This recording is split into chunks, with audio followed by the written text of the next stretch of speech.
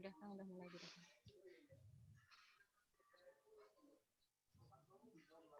Sudah? Ya, bismillahirrahmanirrahim. Assalamualaikum warahmatullahi wabarakatuh. Kali ini kita dari kelompok yang mengambil pengambilan keputusan dalam perspektif tafsir Al-Quran. Saya Ruslan dan rekan saya Tehrani Nuraini akan mempresentasikan apa yang seharusnya kita presentasikan atau tugas dari kelompok kami, yaitu pengambilan keputusan. Dan dosen pengampu yang pertama Profesor Dr. Nurwajah Ahmad, yang kedua kemudian Dr. Dadan Fitria Ramadan, MAG MMPD. Mudah-mudahan presentasi kali ini mendapatkan keberkahan dan kita mendapatkan pemahaman yang maksimal dalam kaitan pengambilan keputusan dalam perspektif tafsir Al-Quran. Oke, untuk rumusan masalah kita mengambil dari masalah dua permasalahan.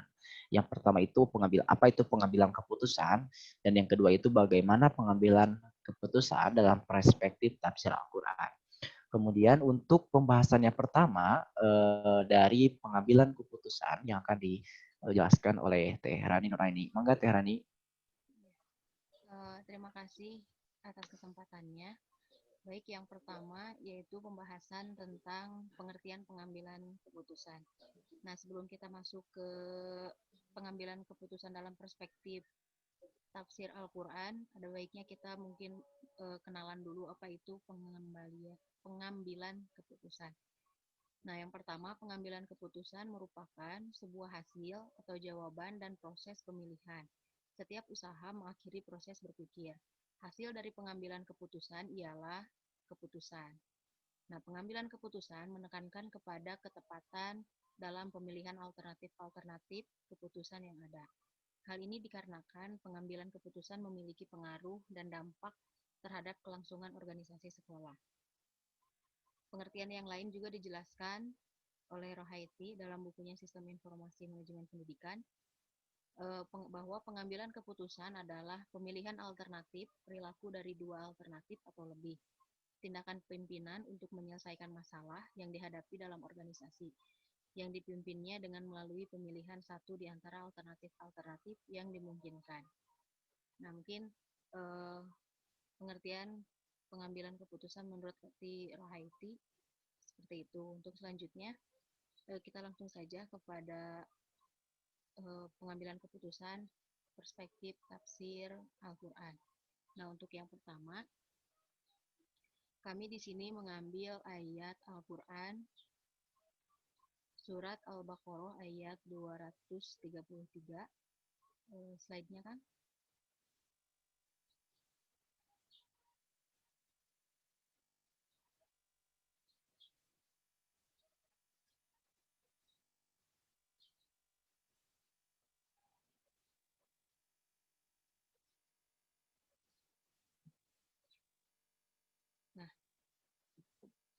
Nah, untuk ayat yang pertama kami mengambil surat Al-Baqarah ayat 233.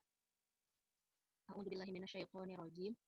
Wal walidatu yuridna auladahunna haulaini kamilain.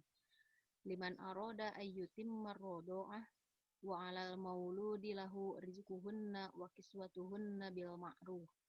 La tukallafu nafsun illa wus'aha. La tudarra walidatun biwaladiha wa la mauludu lahu biwaladi. Wa 'alal warithi mithlu dzalik fa in arada fisalan antaradim minhuma wa tasyawurin fala junaha 'alaihima. Wa in aradtum an tashtardi'u auladakum fala junaha 'alaikum idza sallamtum ma ataitum bil ma'ruf.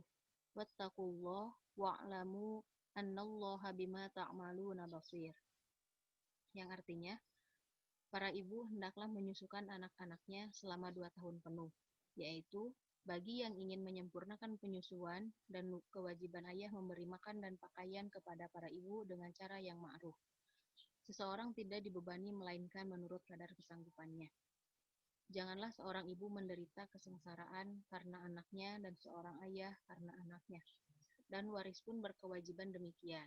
apabila keduanya ingin menyapih sebelum 2 tahun dengan kerelaan keduanya dan permusyawaratan, maka tidak ada dosa atas keduanya. Dan jika kamu ingin anakmu disusukan oleh orang lain, maka tidak ada dosa bagimu apabila kamu memberikan pembayaran menurut yang patut pembayarannya. Bertakwalah kamu kepada Allah dan ketahuilah bahwa Allah Maha melihat apa yang kamu kerjakan. Nah, asbabun nuzul ayat ini ayat ini menjelaskan tentang hukum rodoah, yang mana mempunyai hubungan sangat erat dengan ayat sebelumnya, karena ayat sebelumnya menjelaskan tentang nikah, tolak, serta hal lain yang berkaitan dengan hukum keluarga atau pernikahan. Sebagai akibat dari perilaku talak, maka tidak sedikit seorang istri merasa sakit hati dan ingin melampiaskan dendam. Pelampiasan ini mereka lakukan dengan cara bersikap acuh pada anak mereka yang masih kecil, bahkan sampai tidak mau untuk memberikan ASI yang sangat dibutuhkan oleh anak bayinya. Oleh sebab itu, ayat ini diturunkan untuk perempuan-perempuan yang ditalak agar tetap memberikan perhatian dan kasih sayang dengan sepenuh hati dan kerelaan kepada anaknya. Nah, untuk selanjutnya yaitu tafsir surat Al-Baqarah ini adalah dalam firman Allah Subhanahu wa taala, dan jika mereka berdua menghendaki penyapihan dan mereka berdua ridho atas dasar musyawarah dari keduanya, maka tidak ada apa-apa bagi mereka. Maksudnya, apabila kedua orang tua bayi tersebut sudah sepakat untuk menyapih sebelum sampai pada haulnya, yaitu sebelum sampai 2 tahun dari usia bayi tersebut, dan mereka berdua berpendapat ada maslahat dalam mengambil keputusan untuk menyapih sebelum sampai pada haulnya, dan mereka telah melakukan musyawarah, melakukan diskusi pada hal tersebut, dan mereka sudah sepakat pada keputusan tersebut, maka tidak ada masalah bagi mereka berdua. Nah, ini tafsiran menurut dalam Tahdib Tafsir Ibnu Katsir.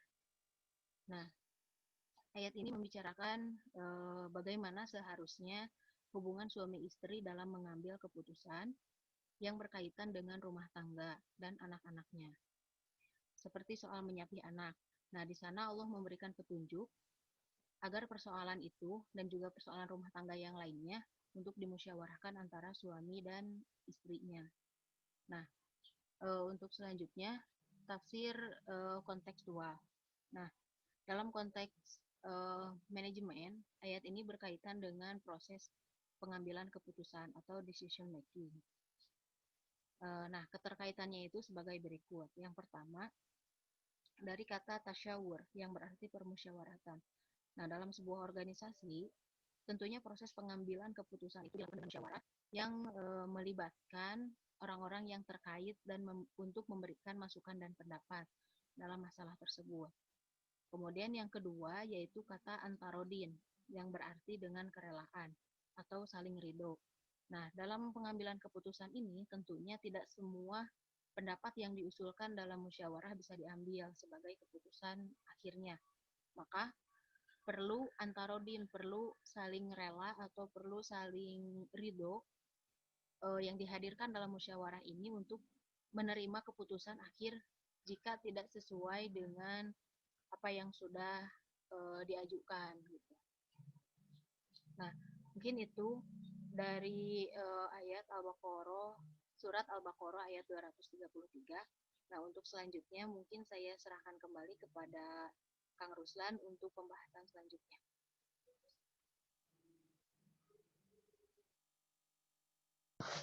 Oke, terima kasih Teh Rani atas presentasinya. Mungkin diteruskan oleh saya tafsir tafsir dalam surat Al-Imran ayat 159. A'udzu billahi minasyaitonir rajim. Bismillahirrahmanirrahim. Wa bima rahmatin minallahi linta lahum walau kunta faddan ghalidul qalbi lan faddu min hawlik fa'fu anhum wastaghfir lahum wa syawirhum fil amr fa idza azamta fatawakkal 'ala Allah innallaha yuhibbul mutawakkilin. Yang artinya maka disebabkan rahmat dari Allah lah kamu berlaku lemah lembut terhadap mereka. Sekiranya kamu bersikap keras lagi berhati kasar, tentulah mereka menjauhkan diri dari sekelilingmu. Karena itu maaflah mereka, mohonkanlah ampun bagi mereka, dan bermusyawarahlah dengan mereka dalam urusan itu. Kemudian apabila kamu telah membulatkan tekad, maka bertawakallah kepada Allah. Sesungguhnya Allah menyukai orang-orang yang bertawakal kepadanya. Nah, kemudian eh, kemudian yang kedua, asbab nuzul dari surat Al-Imran. Ayat ini berkenan dengan peristiwa perang Uhud, yang dimana pada perang pada perang Uhud tersebut Muslim mendapatkan di mana pada perang ini kaum Muslim mendapatkan kekalahan yang terjadi pada kaum Muslim ini disebabkan oleh ketidakdisiplinan dan tidak ditepatinya hasil musyawarah yang telah dilakukan kaum muslimin yang dipimpin sendiri oleh Rasulullah SAW. Sebelum perang berlangsung, ketika perang belum dimulai, Rasulullah SAW telah dikhianati oleh Abdullah bin Ubay bin Salul sesuai seorang sahabat Nabi, juga pemimpin yang dengan menarik 1/3 pasukan kaum muslimin yang telah siap untuk melakukan pertempuran, mereka keluar dari barisan sebelum bertempur karena menganggap taktik yang dilakukan oleh Rasulullah dengan keluar dari kota Madinah adalah sebuah pengkhianatan, meskipun disepakati oleh mayoritas kaum muslimin.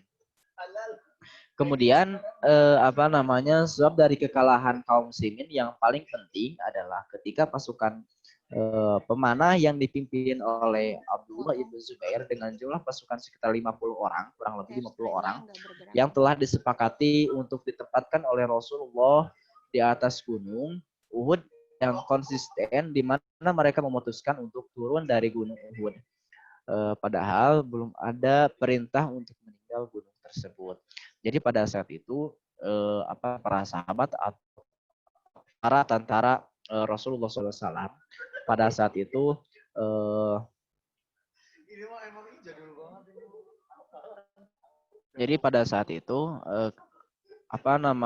terlalu memikirkan tentang ghanimah atau harta rampasan perang. Jadi pada saat itu ketika musuh sudah pada kelihatan sudah pada nyerang, Rasulullah belum memerintahkan para sahabat untuk turun gunung untuk mengambil para ghanimah, tetapi para tentara susah untuk dikondisikan oleh Rasulullah, yaitu mengambil harta ghanimah, sehingga Abdullah bin Ubay atau musuh dari Rasulullah SAW itu menyerang kembali para tentara Rasul dan mengalami kekalahan pada saat itu, dan Rasul pun mengalami luka ya pada saat itu. Kemudian tafsir dari surat Al-Imran ayat 159 yang pertama, apabila rahmatin minallahi linta wahai Muhammad, lahum, yakni akhlakmu tetap terpuji menghadapi mereka yang menyalahi perintah. Walau kunta fadda, buruk akhlaknya goli dan qadim, bersikap kasar terhadap mereka. Lang paddu, berpencar min haulik, maafkanlah anhum apa yang mereka perbuat atas dosa mereka, sehingga aku akan mengampuni mereka. Minta mereka untuk mengemukakan pendapat mereka fil amri, yakni dalam urusan peperangan dan selainnya, agar hati mereka menjadi baik dan agar mereka mengikuti sunnah. Maka Rasulullah SAW sering bermusyawarah dengan para sahabat, Faiza ajamta, untuk melaksanakan apa yang kamu inginkan setelah bermusyawarah. Fatawakal Allah, percayalah padanya bukan pada hasil musyawarah. Innallaha yuhibbul mutawakkilin, sesungguhnya Allah. Nah, kemudian maksud dari tafsir surat Ali Imran di sini bahwasanya ketika para sahabat melakukan tidak sesuai dengan tidak sesuai dengan perintah Rasulullah atau tidak sesuai dengan kesepakatan musyawarah Rasulullah dengan para sahabat, Rasulullah tetap meminta kepada Allah Subhanahu wa taala, meminta untuk mengampuni para sahabatnya. Nah, saking jembarnya Rasulullah gitu ya. Tetapi ketika kita mengambil ibrah dari surat Ali Imran ayat 159 ini, bahwasanya musyawarah itu sangatlah penting, dan musyawarah ketika diabaikan itu akan akan mendapatkan malapetaka kalau misalkan tidak sesuai dengan kesepakatan gitu ya. Kemudian tafsir kontekstual. Di sini ada 5 tafsir kontekstual. Yang pertama lintalahum, kata lintalahum yang berarti berlaku lemah lembut terhadap mereka. Kata ini tunjukkan bagi seorang pemimpin dalam melakukan proses pengambilan keputusan. Hendaknya berlaku lemah lembut terhadap anggotanya. Kata Fadhu Ghalidun qalbi yang berarti bersikap keras dan berhati kasar. Ini adalah sikap yang sangat tidak boleh dilakukan oleh seorang pemimpin karena jika sikap ini hadir dalam proses pengambilan keputusan maka orang-orang yang berbeda pendapat akan pergi menjauh. Betul sekali ya kalau misalkan dilihat dari zaman saat ini, kalau misalkan pemimpin bersikap keras, berhati kasar atas apa yang dilakukan oleh sikapnya, itu akan lembaga tersebut lambat laun akan mengalami penurunan karena memang egonya dari seorang pemimpin. Oke, kemudian yang ketiga, kata fa'fu yang berarti maaf. Ini menunjukkan untuk memaafkan orang-orang yang telah membuat masalah. Kemudian kata astaghfir yang berarti mohonkan ampun. Astaghfir. Ini menunjukkan bahwa seorang pemimpin harus juga memohon ampun bagi anggota yang telah melakukan kesalahan. Kemudian yang ketiga, yang terakhir kata wasyawirhum yang berarti dan musyawarahlah bersama mereka. Ini menunjukkan perintah untuk musyawarah atau saling memberikan pendapat untuk mendapatkan keputusan. Nah, seperti itu ya, itu tafsir kontekstual dari surat Al-Imran. Kemudian ini yang ketiga, surat Asy-Syura ayat 38 yang berbunyi a'udzubillahi minasyaitonirrajim bismillahirrahmanirrahim walladzina istajabu lirabbihim wa aqamus salata wa amruhum syura bainahum wa mimma razaqnahum yunfikun.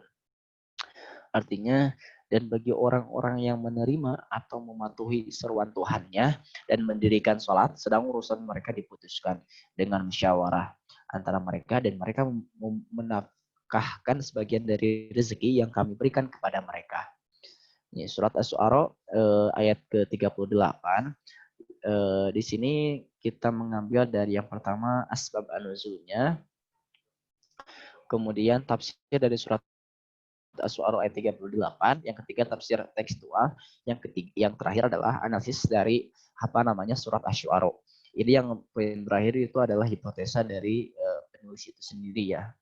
Yang pertama asbabun nuzul, ayat ini diturunkan sebagai sebagai pujian kepada kelompok muslimin Madinah kaum Ansor yang bersedia membela Nabi Muhammad SAW dan menyepakati hal tersebut melalui musyawarah yang mereka laksanakan di rumah Abu Ayyub Al-Anshari. Namun demikian ayat ini berlaku umum, mencakup setiap kelompok yang melakukan musyawarah.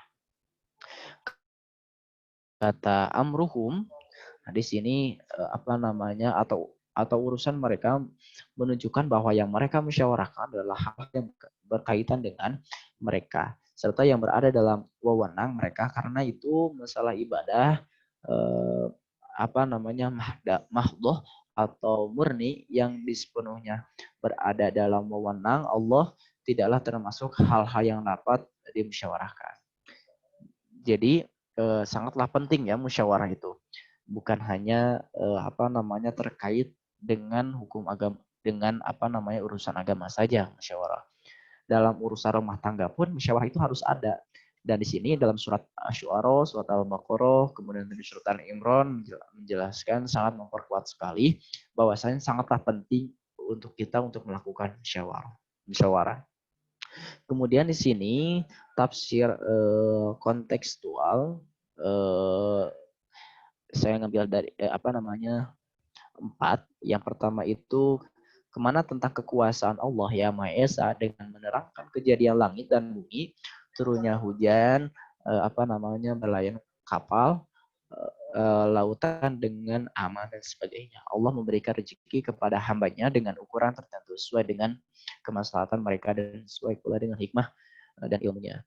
Yang kedua, hukum tidak ada dasar untuk menuntut kisos atau pemberian hukuman yang diberikan kepada orang yang bersalah terhadap orang yang mempertahankan diri. Kemudian ketiga, kaitannya dengan surat lain. Kedua, surat ini Al-Syu'ara melengkapi penjelasan tentang masalah Al-Qur'an dan menolak kecaman orang-orang kafir dan menerangkan hati Nabi Muhammad atas kecaman dan cemoohan tersebut. Yang keempat, keterangan bagaimana keadaan orang-orang kafir dan keadaan orang-orang mukmin nanti di akhirat memberi apapun lebih baik daripada membalas jangan sampai melampau batas orang-orang kafir. Mendesak Nabi Muhammad supaya hari kiamat disegerakan datangnya. Jadi para sahabat pada zaman dulu ketika konflik dengan dengan orang-orang kafir, para sahabat itu menyuruh Rasulullah untuk berdoa untuk kiamat itu disegerakan. Seperti itu. Tapi Rasulullah kan menjawabnya untuk masalah kiamat, Rasul tidak tahu. Itu urusan Allah. Seperti itu ya. Jadi maksudnya segala apapun, hal apapun dalam surat Asy-Syu'ara ini memang sangatlah betul bahwasanya musyawarah itu sangatlah penting ya bagi kehidupan sehari-hari, bagi kemaslahatan pribadi ataupun kemaslahatan umat. Kemudian ini yang terakhir, analisis musyawarah untuk menyelesaikan suatu masalah pada perspektif Al-Quran surat Asy-Syu'ara ayat 38. Nih, sebelum dihubungkan dengan dengan Al-Quran yang kita bahas dalam musyawarah secara umum, kita ketahui dulu apa itu arti dari musyawarah. Sebelumnya saya belum menjelaskan apa arti kata musyawarah secara umum, yaitu musyawarah itu adalah memecahkan permasalahan atau persoalan secara bersama agar mendapatkan penyelesaian. Itu dari pengertian musyawarah. Jadi ada permasalahan, jadi kita selesaikan dengan kebersamaan. Itu adalah pengertian dari musyawarah. Jadi musyawarah untuk mufakat pada dasarnya merupakan kesepakatan antara pihak-pihak yang berbeda pendapat sehingga pemungutan suara diharapkan semua pihak yang berbeda pendapat dapat menemukan keputusan yang sama. Musyawarah itu penting karena musyawarah merupakan salah satu alat yang mampu mempersatukan sekelompok orang atau umat untuk mencari pendapat yang lebih baik. Jadi musyawarah ini sebelum dari ke tahapan musyawarah ada yang namanya tahapan komunikasi, itu paling awal. Kenapa tahapan komunikasi masuk ke dalam tahapan musyawarah? Karena musyawarah itu tidak akan terjalin tanpa adanya komunikasi. Dan komunikasi itu tidak akan terjalin tanpa adanya musyawarah. Maksudnya seperti apa? Seperti gini, kita mempunyai sebuah masalah, misalkan kita mempunyai masalah dalam ruang lingkup pendidikan, misalkan gitu ya, dalam lingkup, kita perkecil lagi dalam lingkup sekolah. Misalkan kita mempunyai sebuah permasalahan terkait tentang rekrutmen tenaga pendidikan, misalkan gitu ya. Kemudian itu tidak ada komunikasi antar SDM, kemudian kepala sekolah dan guru yang terkait yang sama dengan mata pelajaran tersebut. Nah, tanpa adanya komunikasi di internal lembaga tersebut, itu tidak pasti akan mengalami kecekcokan atau akan mengalami konflik. Jadi ada muncul lagi tidak ada kepercayaan terhadap orang lain. Anggapannya akan seperti itu. Jadi akan muncul konflik-konflik yang baru ketika kita tidak melakukan tahapan komunikasi dan musyawarah. Mungkin ini salah satu dari hipotesa dari penulis tentang surat Asy-Syu'ara. Jadi komunikasi itu dan musyawarah itu sangatlah penting bagi membuat sebuah lembaga atau menjalankan sebuah tali persaudaraan atau menjalankan sebuah rumah tangga. Itu sangat penting musyawarah. Musyawarah dari awal, musyawarah pertengahan, musyawarah ketika ingin membuat anak, misalkan musyawarah ketika kita ingin membuat rumah, itu harus juga dimusyawarahkan. Untuk apa? Karena untuk kemaslahatan bersama. Ketika musyawarah itu dilaksanakan, maka solusi-solusi itu akan bermunculan dari berbagai kepala. Dan kita kalau misalkan sebagai pimpinan melakukan tahapan seperti ini akan lebih enak, akan lebih nyaman lagi, akan lebih mantap lagi ketika kita membuat sebuah lembaga atau mengembangkan sebuah lembaga. Karena ketika lembaganya sudah maju dan benefitnya sudah jalan, kita itu ketika jadi pemimpin akan masuk ke zona nyaman. Bagaimana rasanya apa namanya bukan memanfaatkan ya, menikmati uang tersebut. Itu seharusnya jangan seperti itu. Harus di apa namanya harus dirasakan dengan kebersamaan, bukan dirasakan oleh pimpinan saja.